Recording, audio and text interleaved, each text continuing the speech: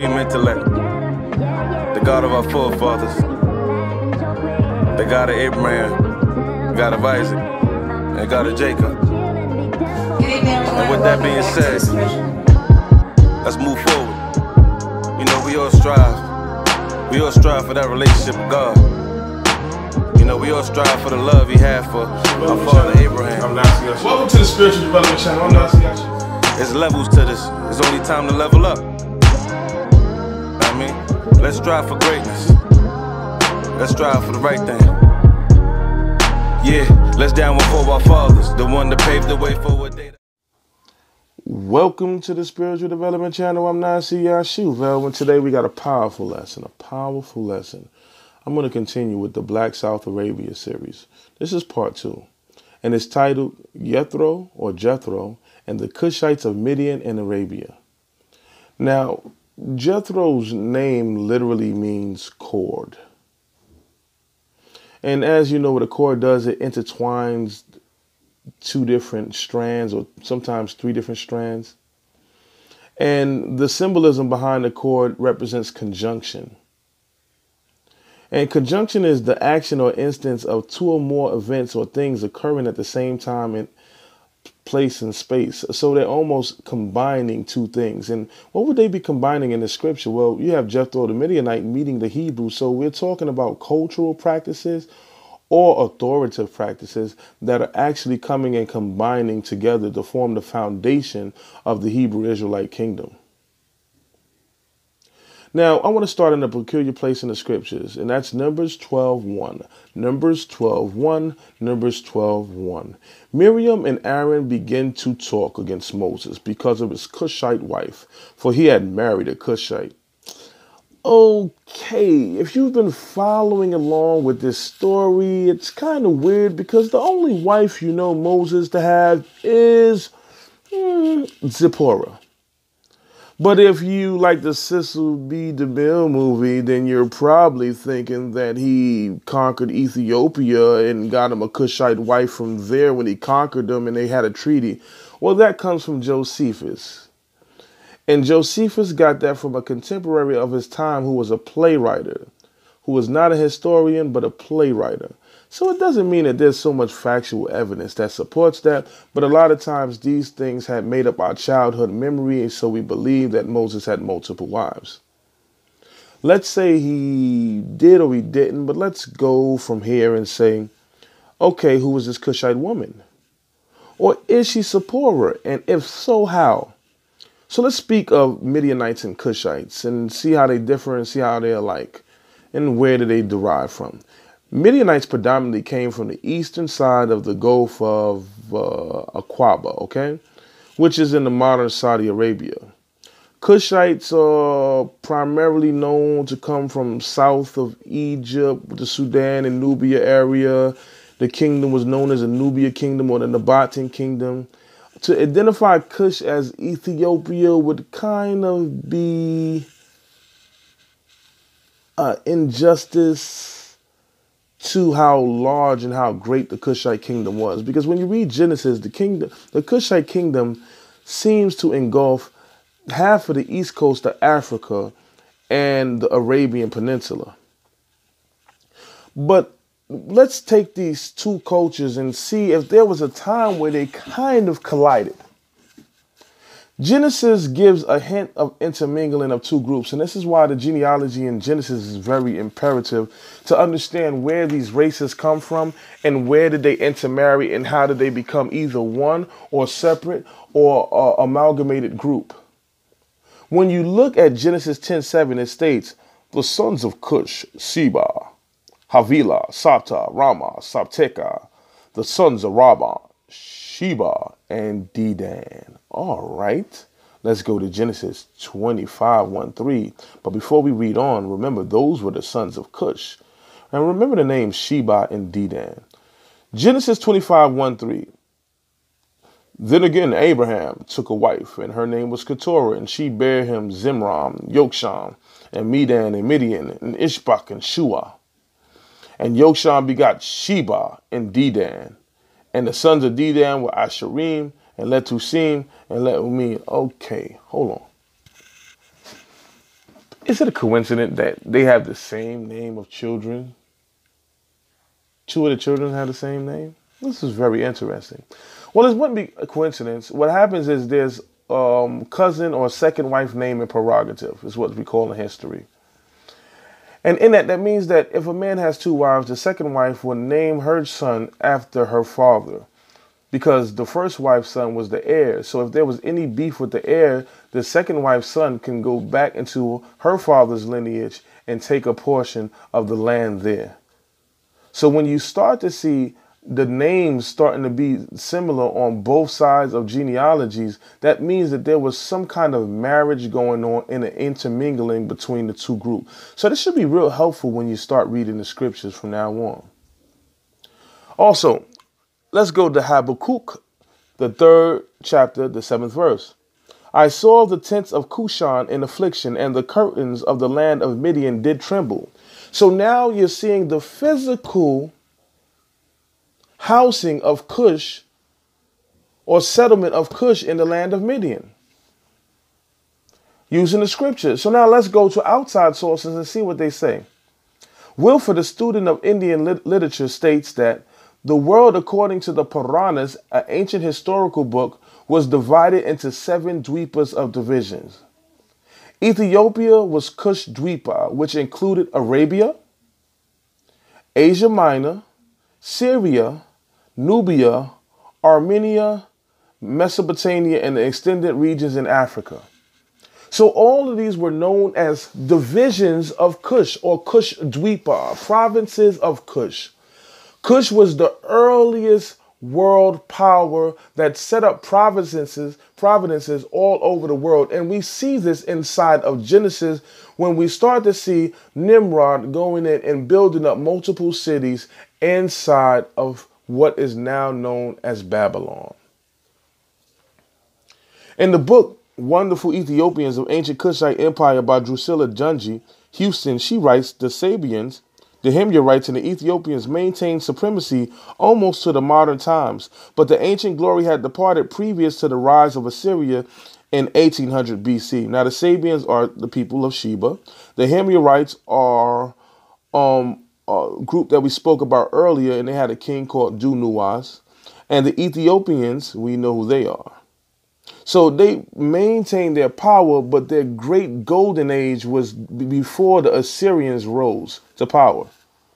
Also, she states, the people of this race were first to give the world the ideas of government. Stephanus of Byzantine, voicing the universal testimony of antiquity, wrote, Ethiopia was first established country on earth, and the Ethiopians were the first to set up the worship of gods and establish laws.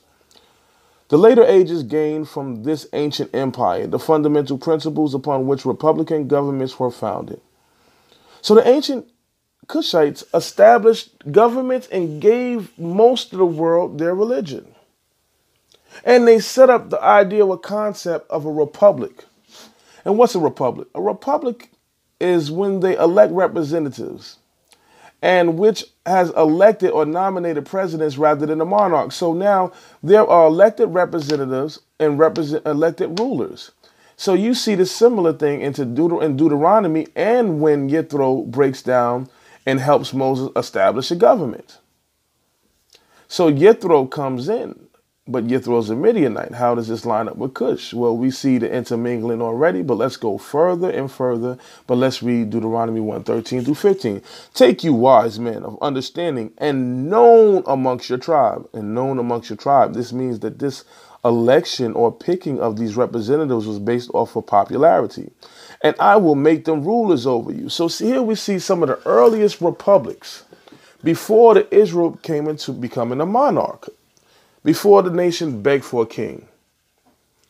All right, let's talk more about Ethiopia and their religious dominance and spreading it through the world.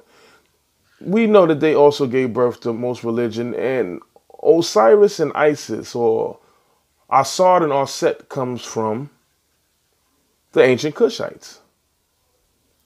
And she even says she's a god from Nubia. Her origin is of Nubia. But Isis, a lot of times, is seen as a bird or a raptor. And many women of her court dressed with the adornments of feathers and birds and wings and Isis as an ornament. This would probably answer why Moses' wife was called Zipporah, which means a bird or a raptor. She was part of a priestly family who were followers of the ancient Nubian Kushite belief system. So she was probably a priestess amongst the cult of Isis. It's interesting. The scriptures start to make more and more sense as you go along. All right, so Arabia is broken up into 3 districts. Petra, which is the stony area. Deserta, which sounds like it is, the desert. And Felix, which means happy. All right, the desert area was filled with Semitic nomadic races. Now, one thing the book tries to get you to believe, and I fault Drusilla for this, but she's very powerful, so I have nothing negative really to say about her. But she took on an imperialistic idea that most people that were nomads were fundamentally uncivilized. And this is what each group thought about each other. The nomads thought the people who were villagers were uncivilized and vice versa. But that thinking that the nomads were uncivilized because they didn't establish forts and kingdoms and stuff like that comes from an imperialistic idea. And all imperialistic is based on acquisition and oppressing others. So I can't side with that as much, but I will still go along with how powerful her book has changed me and influenced me. And I thank her for that. All right, so the Petra area was filled with descendants of Anu, and these Anu people you'll start to see in early Egypt also. Also, you start to see Edomites, Amalekites, and Kushites in these regions. And what's funny is when you look at the early Anu people, especially in Egypt, you get the red ones and you get the brown ones. All right, and the happy area, which is a rich area, which was ran by Kushites, was called Hejaz, known for its powerful cities, which you know today of Mecca and Medina. Early Arabia consists of two races, Semites and Kushites, who started in the southwestern peninsula, in the area that's later called Midian. Okay, now you see where we're going. And they migrated to Yemen and Hamath and Oman. Now, their power was placed in Yemen after it left Midian, or a place, the southwestern, before it was called Midian. The Semites were nomadic, and the villagers were Kushites. So they were split like that. The Semites traced their lineage through Eber's son, Yotham. If you know the genealogy in the Bible, one of the descendants of Eber is Yotham or Joktan, who were said to be a ruddy group. Later, they intermingled with Yishmael, and we talked about Yishmael and the sons of Nabiot, which are the Nabateans, right? From Yishmael came the tribe of Koresh, who connected with the Kushites who worshipped the stone Kaaba at Mecca. So Koresh is the groups where you get your Mohammedans that come from them. A third tribe who came in and married into the Kushites were the descendants of Keturah. So now you got Keturah's descendants. You have Yishmael and Hagar's descendants. And you have the Kushites that are in the area. In the 5th century, they broke away from the Kushites. And the Koresh came into power. They came into power. And they took the history of the Kushites. So this Semitic group took all the ancient glory of antiquity and placed it under their belts. But remember, the early settlers of Arabia were the Adites, who were a Hamitic group. They were overthrown and weakened by Assyrians, and then the Yoktanites, who were the descendants of Eber, overthrew their own teachers. So the flood of Aram forced them out into North Arabia, the flood of Aram.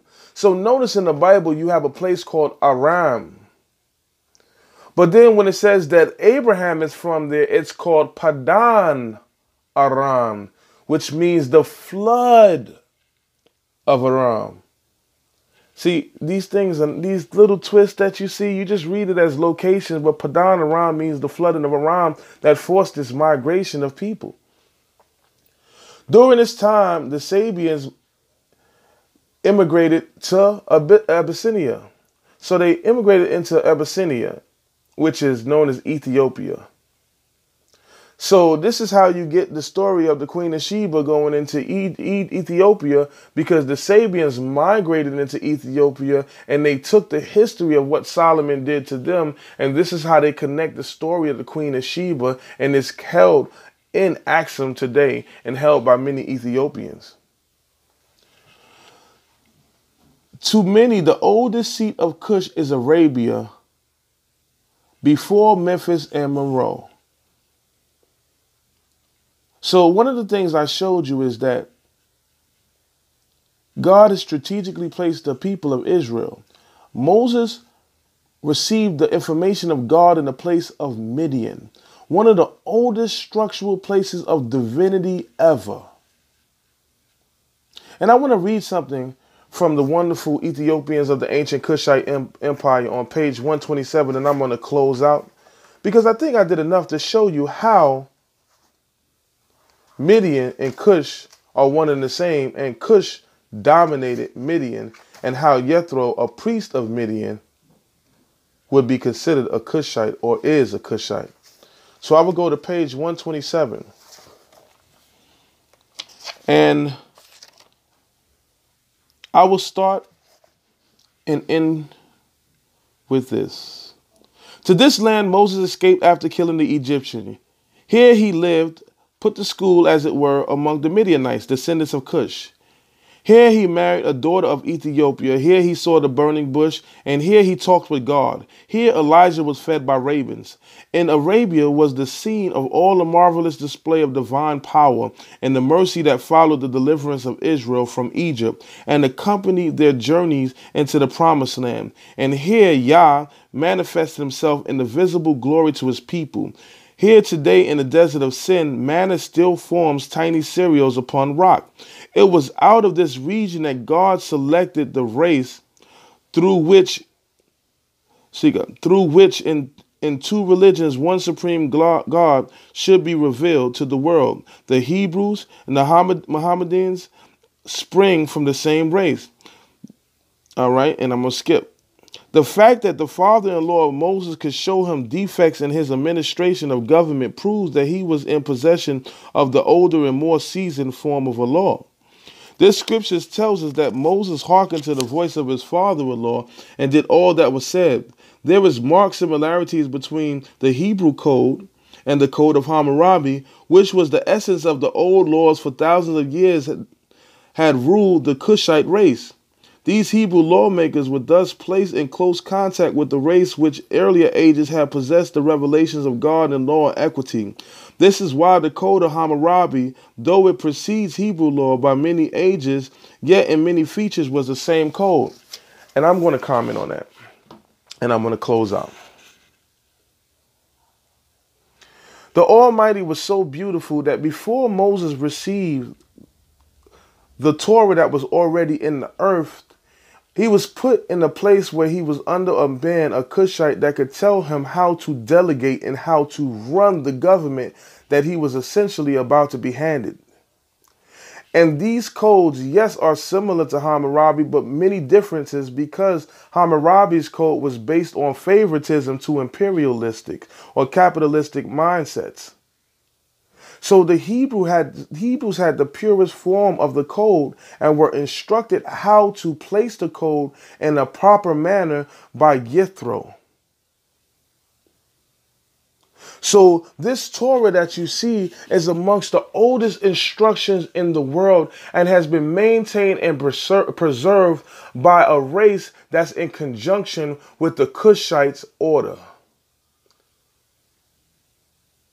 But not the idea of multiple gods, but the idea of one supreme God. When you go into all religious concepts, even in Hinduism, they believe in the one creator.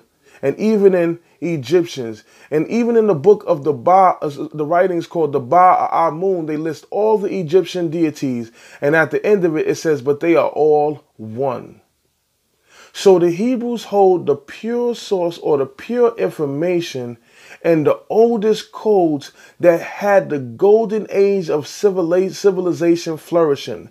This is how a people, a group of Edomites or Amalekites could usurp and take control of this law and basically rule the world. Thank you. I'm Nasi Ashuval, and I appreciate you. Please share, like, and subscribe. Thank you very much.